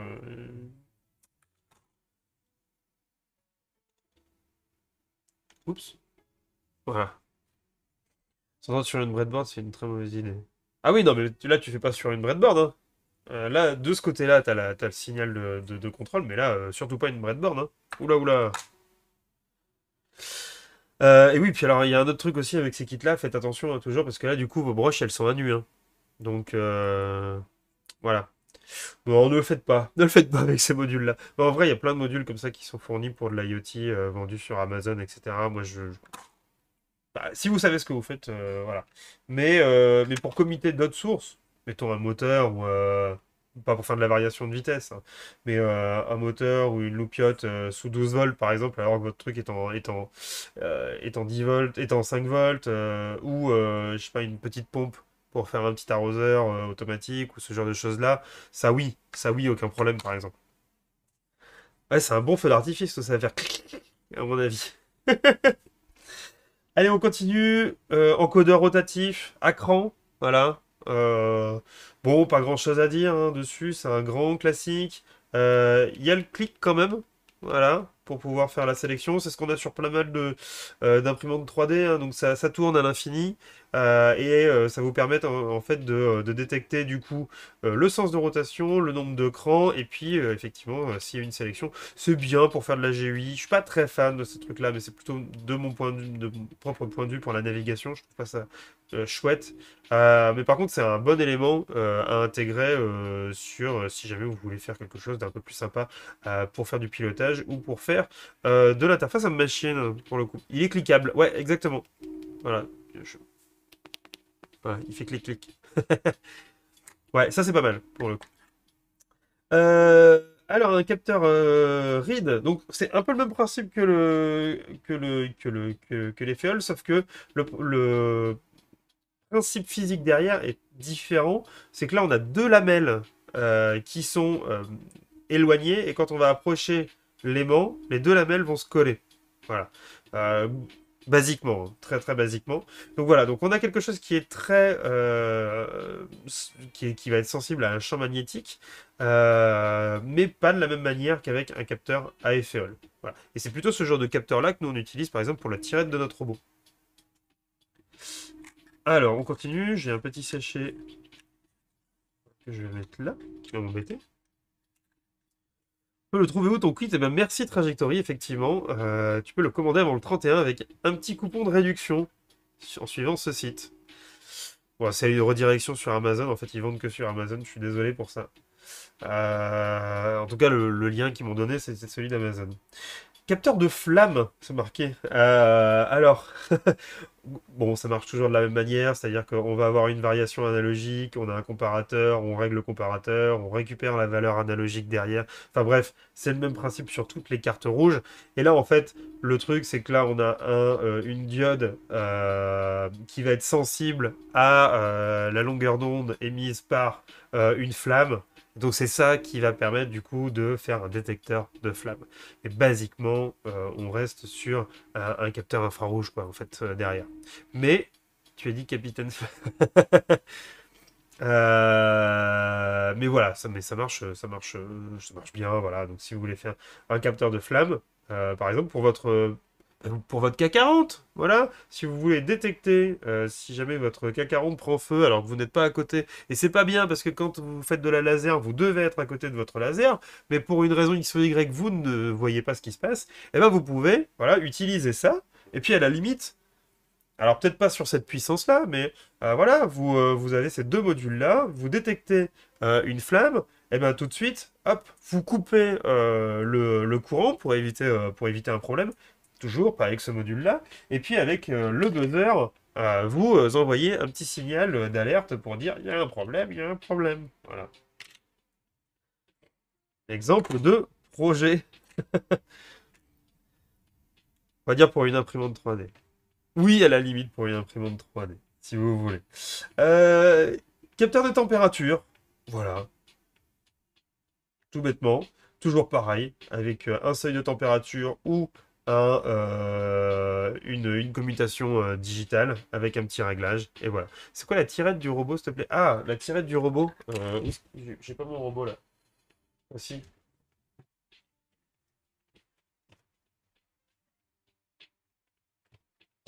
fait, la tirette du robot, c'est l'organe sur notre robot de la coupe, qui est ici. Voilà. Et en gros, c'est l'élément en fait qu'on tire au début du match pour lancer le robot. Voilà. Et donc nous, on a un gros aimant, un capteur read ici. Et donc quand on met ça, on détecte la tirette. Et quand on détecte plus la tirette, le robot démarre. Donc voilà, c'est ça la tirette du robot. Ici, je vais revenir. Wouhou. Capteur de température, je sais, ça mesure la longueur des chaussettes. Exactement, exactement, ça mesure la longueur des chaussettes.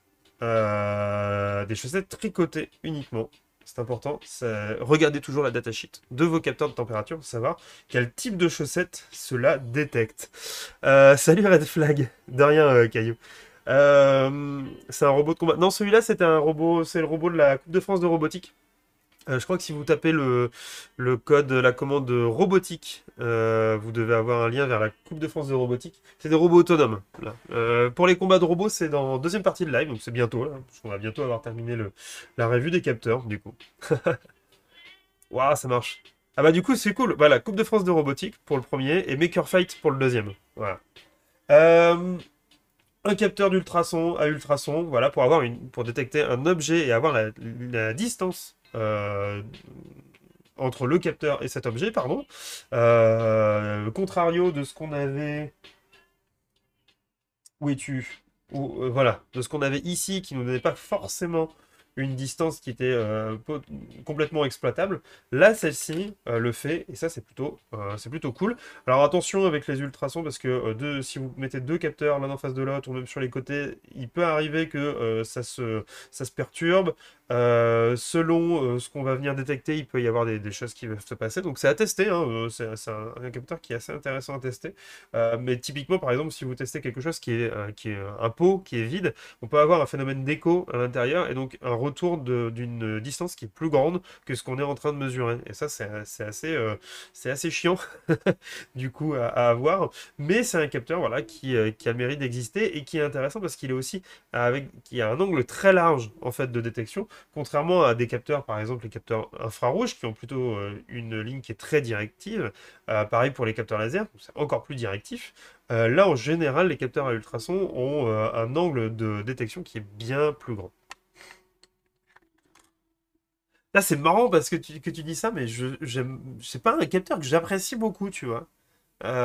Déjà parce que c'est généralement relativement gros et parce qu'il y a beaucoup de problèmes de détection. Après, effectivement, en termes de distance, et merci Fredo, c'est généralement des capteurs qui vont avoir des distances de détection qui sont aussi très importantes, pour le coup. Mais c'est vrai qu'on retrouve ce genre de capteurs souvent dans des kits, hein. Voilà, ça c'est clair. Alors, il y a quelqu'un qui me posait la question tout à l'heure, et je ne sais plus qui c'était, de c'est quoi ce module avec une pile. Alors là, typiquement, vous voyez toutes les cartes de type et l'égout, elles ont un petit marquage. Je vous montre ça. Que je trouve assez sympa. Voilà, un petit côté granuleux là. Ça, donc, typiquement, là, ça c'est un truc rebrandé et l'égout. Et donc, c'est toutes les cartes noires qui sont comme ça. Elles sont assez classieuses à utiliser, je trouve. Voilà. Bon, ça, c'était juste pour la petite anecdote. Et en fait, du coup, c'est quoi? Ça, c'est un module RTC, donc Real Time Clock. Le principe, c'est que euh, vous voulez avoir la mesure du temps qui passe et de l'heure à laquelle, quelle heure il est, quelle date on est, etc. Le problème, c'est que si vous intégrez ça dans un Arduino standard, que vous mettez le code, que vous réglez l'heure, mais que votre Arduino s'arrête ou est débranché, et bien à au prochain rallumage de votre Arduino ou de votre microcontrôleur, vous aurez perdu la valeur de l'heure ou de la date qui était réglée précédemment. Donc vous ne savez pas combien de temps ça a duré, combien de temps il s'est passé. Et ben en fait, il y a des modules qui s'appellent donc voilà des modules RTC qui vont être auto-alimentés par une petite pile. Et en fait, ce qu'on va faire, c'est que c'est ce module qu'on va régler. On va lui dire bah, quelle heure il est, à quelle date on est, et lui il va être autonome. Il va compter son temps. Voilà, et quel que soit ce qui va se passer à côté, puisque lui il est auto-alimenté, il a sa propre pile. Et une fois que vous allez vouloir connaître à quelle heure on est, quelle date on est, etc., voilà, vous n'avez même pas besoin de le calculer, il le fait pour vous, vous lui demandez, il vous le renvoie. Et donc, ça c'est un module RTC en I2C, en général, ouais, c'est souvent de l'I2C pour le coup. Le petit souci avec ces modules, c'est qu'ils mettent déjà la pile dedans. Et bien souvent, en fait, merci Fiat Minimis, bien souvent la pile est déchargée. Voilà. Donc, un conseil que je vous donne, c'est que si vous voulez faire des tests avec ces modules-là, quand vous n'utilisez pas le module, vous enlevez la pile. Hein, d'accord? Parce que ça sert à rien elle reste dedans, elle va se décharger pour rien. Et quand vous allez en avoir besoin, vous remettez la pile. Et là, à l'arrivée du kit, normalement, j'aurais déjà dû l'enlever, mais je suis sûr que si je la mesure, il lui reste pas grand-chose à cette pile. Mais ça peut être intéressant. Donc, à partir du moment où vous avez besoin d'avoir une mesure de date, de temps précise qui passe, voilà, et ben du coup, c'est un module qui est hyper intéressant à avoir. Par exemple, je sais pas, vous voulez faire. On parlait d'arroseur automatique tout à l'heure, et ben vous voulez que tous les matins à 8 heures, entre telle date et telle date, bah, ça arrose, et puis passer un truc sur une saison particulière, ça arrose 2 fois par jour. Et ben voilà, ce module, il est complètement fait pour vous. La pile, faut regarder la datasheet, mais en général, selon le type de module, ils vous disent combien de temps ça peut en moyenne durer. Donc on est sur un long de plusieurs années. Mais bon, je vous le dis, hein, en général, c'est stocké pendant je sais pas combien de temps et les piles, elles sont mortes. Donc changez-les dès que vous les recevez. C'est quoi la rêve du slip? Ah, alors attends. Capteur qui chope vite autre chose comme la structure. Oui, pour les capteurs ultrasons, ouais, c'est pour ça que je suis pas super fan de ça. Je préfère les Sharp, effectivement, comment dire, pour débuter. Je trouve que c'est le meilleur capteur pour débuter et tester des choses. En situation réelle, ils sont pas fous, mais... Alors, microscope, on va aller regarder ça directement. Et ben, c'est un très connu DS 1307Z. DS? Oui, c'est ça. DS 1307Z qui me posait la question. Trajectory. Voilà. Référence que j'ai déjà vue 1 milliard de fois, donc à mon avis, c'est celle qui doit être la plus utilisée. Le pire, c'est quand la pile est soudée. Non, mais sérieux? T'as déjà eu des piles soudées sur des modules RTC? Mais ça, c'est honteux, ça. Ça, c'est abusé. Surtout qu'en plus, ouais, c'est criminel, c'est clair. Surtout qu'en plus, souder une pile comme ça, mais laisse tomber déjà, rien qu'à la soudure, tu la flingues, quoi. Tant dans les cartes mères, ça dure des années. Oui, oui, oui, non, mais ça peut durer des années, mais le problème, c'est que tu sais pas quelle qualité de pile ils ont foutu, tu sais pas depuis combien de temps c'est mis, tu sais pas comment ça a été mis aussi, comment ça a été inséré en fait. Parce que ces piles-là, c'est des piles qui peuvent se décharger très vite quand tu les as dans les doigts. Donc si jamais c'est resté, tu vois, en vrac comme ça, donc ça s'est déchargé gentiment avec plein d'autres piles, et c'est souvent des piles de merde en vrai. Donc moi, je veux pas dire et les goûts vous filent des piles de merde, c'est pas ce que je dis. Hein, parce que je peux pas, je l'ai pas testé, mais c'est un truc qui arrive tellement souvent que je vous conseille plutôt de changer la pile direct, quoi. Euh, c'est que des fois, les piles, ils ont depuis des années. Ouais, voilà, c'est ça, c'est ça. Ils auraient pu mettre un NS comme ça. Mon Dieu. Non, non, la pile, elle se recharge pas. Au bout d'un moment, clac, il faut la changer. Hein. C'est vrai qu'avant, on avait que ça.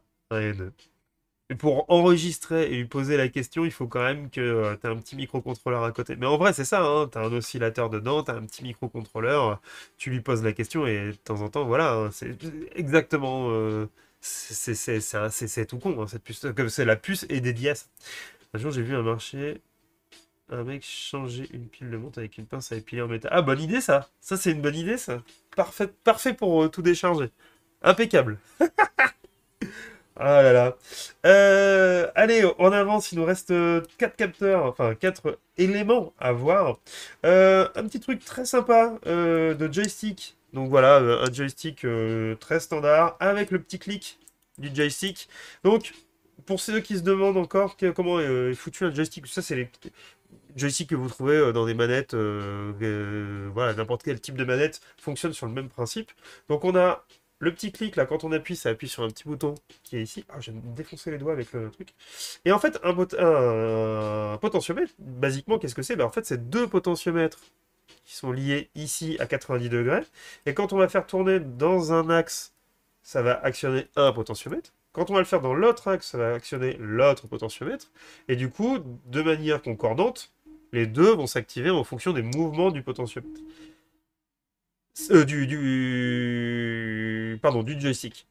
Donc voilà, donc on va récupérer en fait là-dessus donc la variation en X, la variation en Y, donc de manière analogique, on va récupérer la valeur du switch, et puis c'est tout en fait, c'est tout bête, un joystick, c'est vraiment tout con. Il y a vraiment que ça, et donc ça après vous le récupérez, vous faites ce que vous voulez avec, et la petite astuce voilà, que je vous donne, c'est que souvent, des potentiomètres, des joysticks comme ça, bon déjà à changer, c'est pas si évident que ça, mais ça se fait bien, voilà, faut tout dessouder puis voilà changer. Et si jamais vous récupérez des caisses avec des manettes qui sont un peu défoncées ou les boutons sont plus bons, etc. ou machin, eh ben pensez à récupérer les joysticks dedans, ça se récupère du coup assez facilement.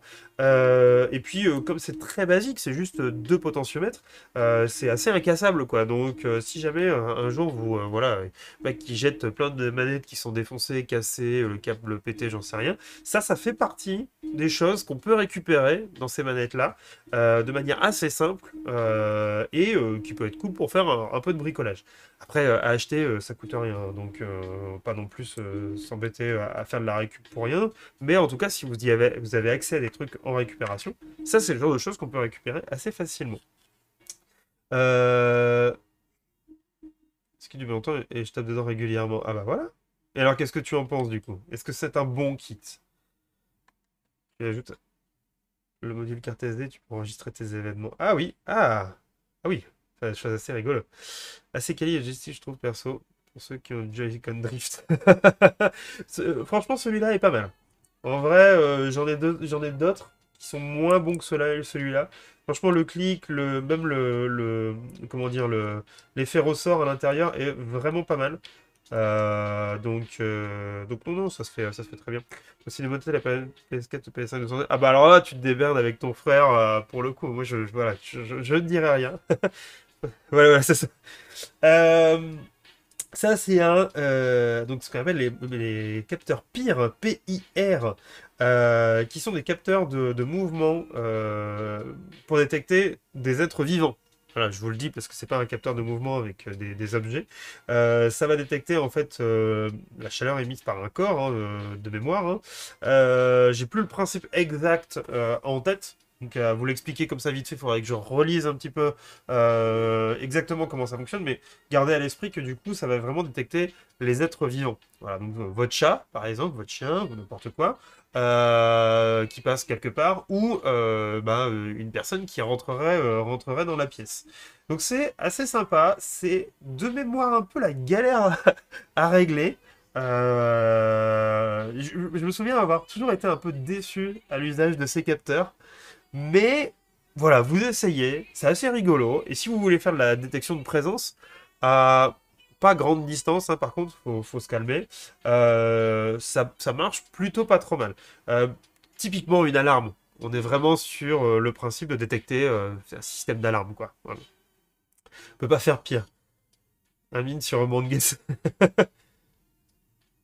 Ah, c'est assez chiant. Faut lire un peu de doc là-dessus, mais c'est des capteurs qui sont rigolos pour le coup. C'est des vieilles boards. Hein, quand j'ai commencé l'électronique, il y avait déjà ce genre de module. Et ça, c'est rigolo. Je crois même que je l'avais découvert dans un. Je sais pas si c'était Elector ou un truc comme ça qui en parlait il y a très longtemps. Pour du proto, c'est. Ouais, voilà, pour du proto, c'est nickel. La vraie question, c'est savoir si une lunette qui bave en se déplaçant avec son fauteuil électrique est considérée comme vivante par le capteur. Par le capteur, oui. Après, ça, c'est libre à toi de décider ce que tu veux. Ah, il y avait un capteur qui était caché là aussi, j'avais oublié ça. Euh, un capteur assez rigolo, le capteur de niveau d'eau. Alors, capteur de niveau d'eau, vous pouvez utiliser aussi pour un capteur d'humidité de sol, par exemple, branché dans le sol, et ouais, ça va vous permettre de savoir si votre sol est humide ou pas. Euh, alors, là, on est vraiment sur du prototypage. Je m'explique.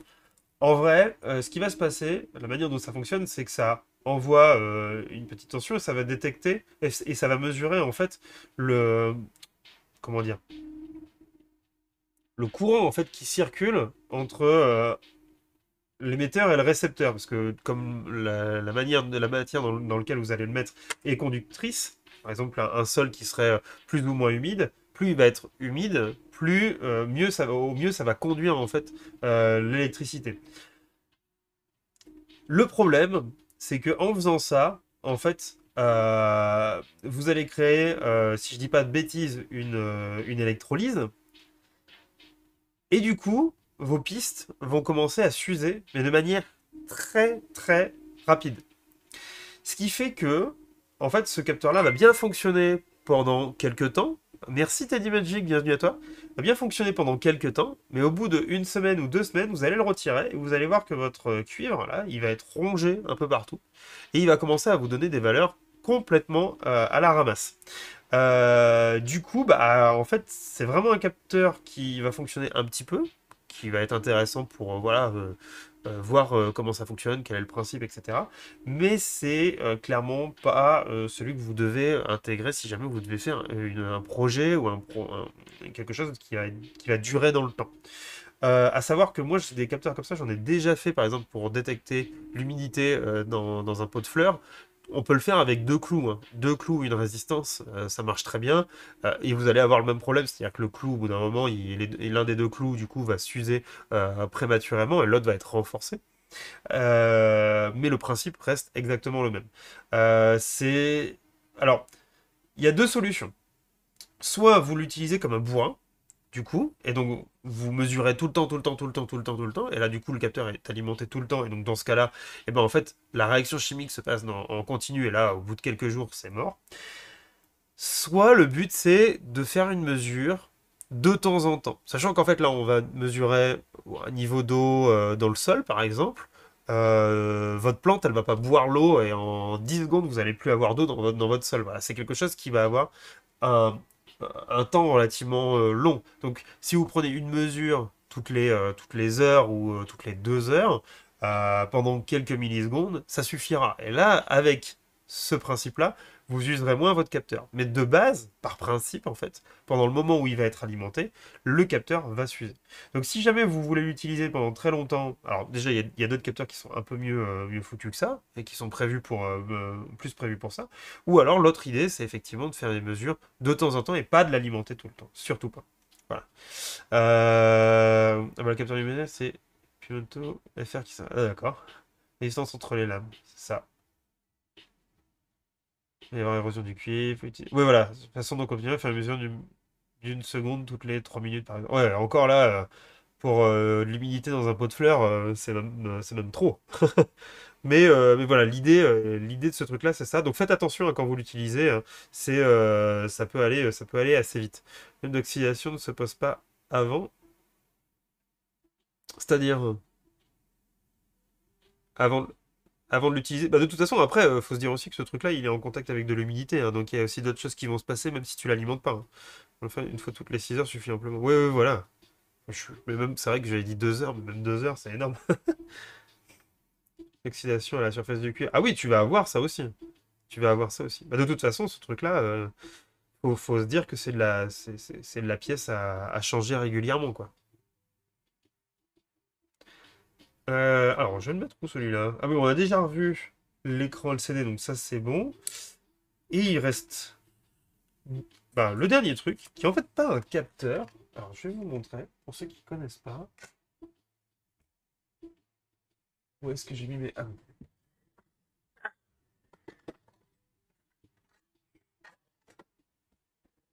On pourrait lister les capteurs qui manquent. Ah ouais, mais là, il y aurait tellement de capteurs qui pourraient manquer. Ça serait vraiment trop long. Euh, Hop, voilà. À quoi ça sert? C'est pas mal. C'est pas mal en vrai. C'est une très bonne idée d'avoir intégré ça dans le kit. Alors c'est vrai que c'est un peu bizarre d'intégrer ça dans le kit alors qu'il n'y a pas de breadboard ni de câble. Mais bon, soit, pourquoi pas. En vrai, je suis très content de l'avoir parce que moi j'en avais pas. Et donc, qu'est-ce que c'est? C'est un module qui permet d'alimenter une breadboard par différentes sources, d'avoir un bouton on-off. D'ailleurs, merci Master Cross, bienvenue à toi. plutôt le mettre comme ça.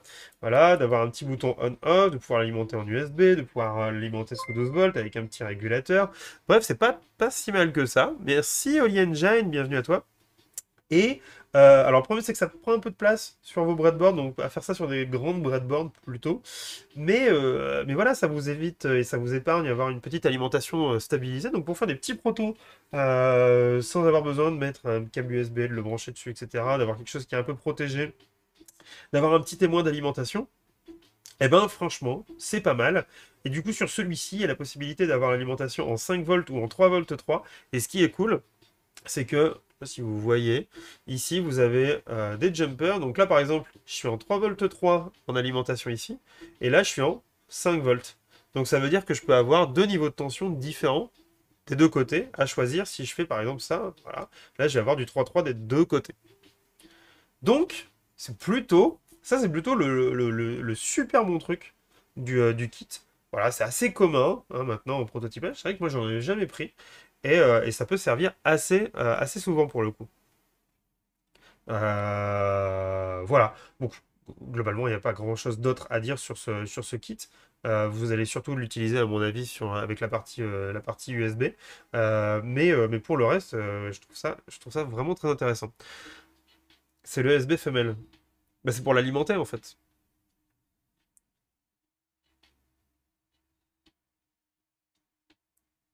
Pour le coup, tiens, justement, quand j'étais en études, on appelait pas ça des breadboards, mais des plaques Laptec. Laptec? Alors, c'est peut-être la marque, non? Ah, je connais pas du tout l'Abdeck, pour le coup. En STI, attends. Autorise.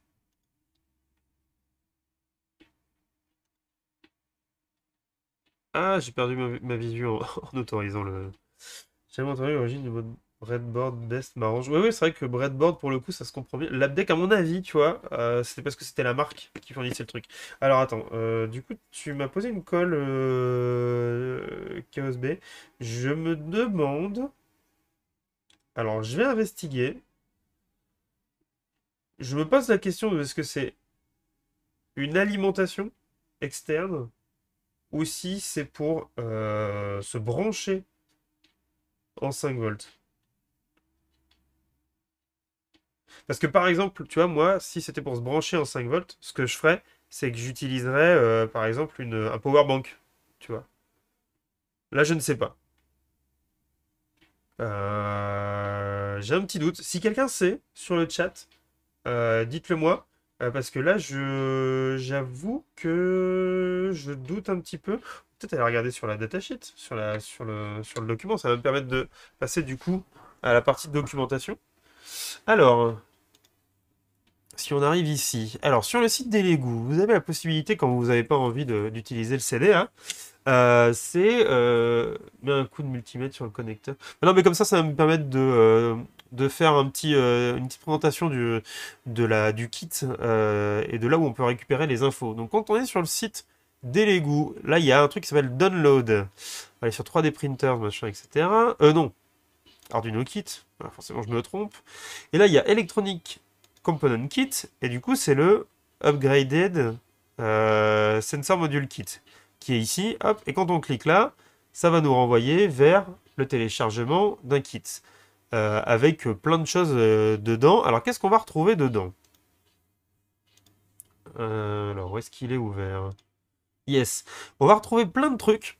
Déjà, on va retrouver un tutoriel avec tout ce que j'ai déjà dit dedans. On va regarder un petit peu vite fait le tutoriel qui est un peu long, hein, donc on va pas tout regarder. C'est c'est pour alimenter. Ah oui, du coup, comme ça, tu alimentes un Arduino. Attends. Pour alimenter un Arduino, par exemple. Ah, c'est possible, ouais, effectivement. C'est USB femelle. Ah, je sais pas. Un Google Drive. Ouais, alors, oui, ça c'était le truc un peu chelou. Je vous avouerai que j'étais pas foufou à l'idée de télécharger un truc d'un Google Drive, mais bon. À croire que stocker ça sur leur serveur, c'était pas une bonne idée. Je sais pas pourquoi. Est-ce qu'il y a beaucoup de théories à connaître pour faire de l'électrorécréatif, sachant que pour la partie pro, je suis dev. Et ben en fait, voilà, bah du coup, tu arrives pile au bon endroit. On va retrouver les codes, les datasheets, les librairies pour l'ensemble des tutos qui sont présentés dans le document en PDF qui est ici, voilà, qui est sur en plusieurs langues, mais malheureusement qui n'est pas en français, hein. Vous allez le retrouver surtout, bah, pour vous, ça sera forcément en anglais à mon avis. Mais ça se comprend bien. Et alors, ce qui est intéressant, c'est qu'ils n'ont pas fait que un tuto sur le kit en eux-mêmes. Ils ont aussi fait un tuto d'installation, par exemple d'Arduino, sur différents systèmes d'exploitation, sur comment fonctionne le port com, sur comment fonctionne la programmation en fait en elle-même, avec des petits exemples. C'est plutôt sympa de leur part en fait d'avoir mis ça au début. Après, tout est en anglais, malheureusement. Mais voilà, si jamais vous comprenez l'anglais, ça fait un petit tuto quand vous avez jamais fait d'Arduino ou de code comme ça, pour comprendre comment ça fonctionne. Alors, on va regarder un petit peu. Là, par exemple, donc voilà, à chaque fois, vous avez le montage. Alors, vous avez une petite explication de comment ça fonctionne. Voilà, un petit schématique. Comment est-ce qu'on le branche, une image de comment c'est branché en vrai. Donc c'est vraiment très guidé, donc avec une méga et une Uno. Voilà. Touk touk. Voilà. Et ensuite, vous pouvez utiliser le code et puis les datasheets. Je conseille plutôt les Star Carry. Le son pour la musique, ça dépend de la manière dont tu aimes apprendre. Ah, ça c'est marrant, ça. J'avais jamais pensé, quand Michel, effectivement, à prendre l'exemple de la musique, de l'apprentissage de la musique pour l'électronique. Alors, du coup, nous, comment ça s'appelle notre truc là? Le Power Supply. Fine. Est-ce qu'on va trouver le Power Supply? Ouais, le Power Supply, je vais l'avoir plein de fois, forcément.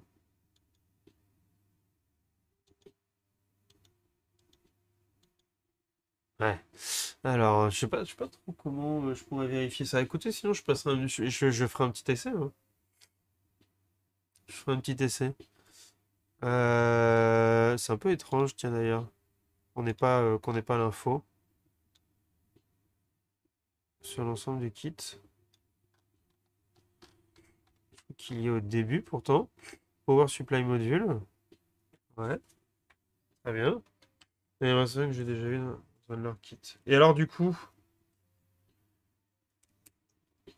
est-ce que on alimente par la prise USB ou pas? Attends, Power Supply Module. Whiteboard. On va bien trouver. Voilà, donc c'est le même kit que ces trucs-là. Est-ce que... Ah non, c'est un input. Ça me semble plus logique que ce soit de l'input pour la simple et bonne raison que t'as plus souvent un câble USB qu'un input jack 5 mm. Du coup, ça me semble plus logique. Là, on a de l'output, ça me semble logique, effectivement, et là, c'est de l'input. Ok, ok, donc c'est de l'input, les amis. Donc voilà, donc tu peux l'alimenter directement par l'USB. Ok, ça me semble beaucoup plus logique. Bref, non, bah, du coup, la documentation, elle est vraiment pas mal, pour le coup. Et c'est très complet, quoi. C'est vraiment très complet. On a toutes les librairies qui sont dedans. Pas besoin d'aller les chercher, si jamais il y a un souci. On va avoir toutes les datasheets pour ce qu'ils appellent les listens. Voilà, donc par exemple, si je prends le listen 4, température et humidity, donc voilà, DHT, donc là ça va être le code, et donc du coup si j'ouvre ça, ça va être voilà, juste le contenu du tuto pour cette partie-là. Donc franchement, c'est plutôt bien quoi, franchement, je trouve ça vraiment complet.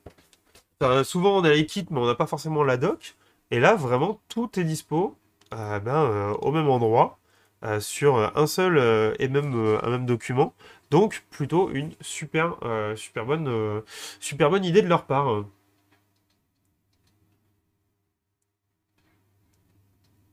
Ah, mais un USB femelle en input pour le mettre sur une batterie externe. Moi, c'est ce que je pensais, ouais, pour le mettre sur une batterie externe.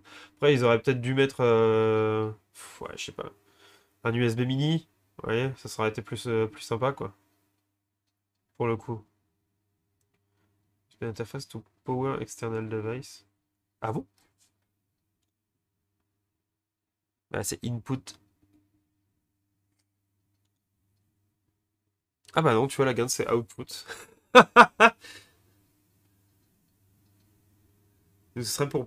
Ah, du coup, c'est un peu moins intéressant pour moi, je trouve. Ah bah vous savez ce qui manque du coup sur ce truc-là? Il manque un, je sais pas, une interface genre mini USB pour brancher un powerbank ou un truc comme ça. Ça aurait été pas mal. Ah oui, du coup là on alimente l'Arduino. Bon, ouais. Sachant que l'Arduino vous pouvez l'alimenter directement par les broches 5 volts et GND quoi. Donc ça me semble plus logique dans l'autre sens. Ok, my bad. Micro mini voire C aurait été plus malin. Ouais, bah ouais, carrément, ouais, carrément. Effectivement. Voilà, messieurs, dames, pour une revue beaucoup plus complète et beaucoup plus longue. Dis donc, 1h40, je pensais pas passer autant de temps dessus, mais c'est bien, on a revu l'ensemble, l'intégralité du kit et les goûts. Je sais pas si vous avez une petite fourchette optique en plus. Il y en a une, il y en a une. Je l'ai présentée au tout début. Ouais, il y en a une ici. Donc, tu as une petite fourchette optique dans le kit. Giverto. Dommage qu'il n'y ait pas de Bluetooth. Alors, effectivement, je pense que ça aurait été peut-être d'autres kits qui font ça. Après, l'objectif du kit, c'est d'avoir quelque chose qui est relativement peu cher. Donc, voilà, à 30 balles, d'avoir la majorité des capteurs et effecteurs que tu peux avoir, dont tu peux avoir besoin dans tes projets. Bien évidemment, il pourrait y avoir des dizaines d'autres capteurs, actionneurs, en complément, etc. Enfin, vraiment, ça pourrait être... voilà, mais du coup, on rachète d'autres kits. Voilà. Maintenant, est-ce que je recommande ce kit-là? Bah écoutez, si vous en avez pas, s'il y a plein de capteurs dedans qui vous ont intéressé, et globalement que vous prévoyez de faire un peu de prototypage et de bricoler, je pense que c'est pas perdu, surtout sur, je vous dis, le kit et les goûts qui est, de ce qu'on a pu en voir, plutôt de bonne qualité. Voilà, on va pas se le cacher. Ce qui allait mal ou ce qui était pas fou, on l'a revu là. Mais globalement, on a un kit qui est bien soudé, qui est bien packagé, avec toutes les informations.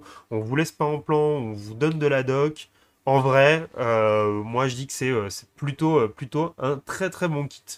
Euh, du coup, oui, on peut pas tout mettre pour 30 balles. C'est pas cher les modules Bluetooth. Oui, oui, non, mais bien sûr. Non, mais il y a plein d'autres trucs qui peuvent fonctionner, qui pourraient être en plus. Mais effectivement, pour 30 balles. Et là, du coup, voilà, je le redis, hein, avec le code hop, qui va s'afficher dans le chat là, vous avez 20% sur ce kit. Voilà, donc je fais un peu mon VRP. Mais si jamais vous pensiez l'acheter là dans pas très longtemps, bah, n'hésitez pas à profiter de ça, quoi. Vraiment, ça serait bête de passer à côté pour le coup. Donc ça peut être hyper intéressant. Pour alimenter, comme sur une imprimante, sur un type. Ah oui, d'accord, ok. Voilà, donc je vais pas m'attarder plus que ça sur la présentation du kit, à moins qu'il y ait vraiment d'autres questions précisément là-dessus. Mais si jamais c'est bon pour vous, moi ce que je vous propose, c'est que bah, pour ceux qui voulaient voir la présentation du kit, en fait ça sera la fin du live, et on va passer en partie 2. Donc restez avec moi, merci Mubiox, donc deuxième partie de soirée, pour discuter un petit peu robot de combat et Maker Fight et impression de pièces badass. Voilà, parce que ça va être un petit peu l'objectif de la partie 2. Je vous dis rien de plus. Ceux qui veulent resteront. Euh, alors, je viens de faire les tests, c'est bien pour alimenter. D'accord, ok. En plus, il y a un petit interrupteur bien... Ah bah super. Super. Moi, je reste rien que pour tes beaux yeux. C'est très gentil. Ok, bah écoutez, il va y avoir un petit... merci, bah écoute, de rien, Fliou, et puis n'hésitez pas du coup à rester pour la suite du live juste après petit message de fin et puis le petit générique. Et puis on parlera de Backer Fight. Et si jamais vous pourrez revoir cette rediff si vous êtes arrivé un petit peu en retard sur Twitch et demain directement sur la chaîne YouTube. N'hésitez pas à me suivre. Merci.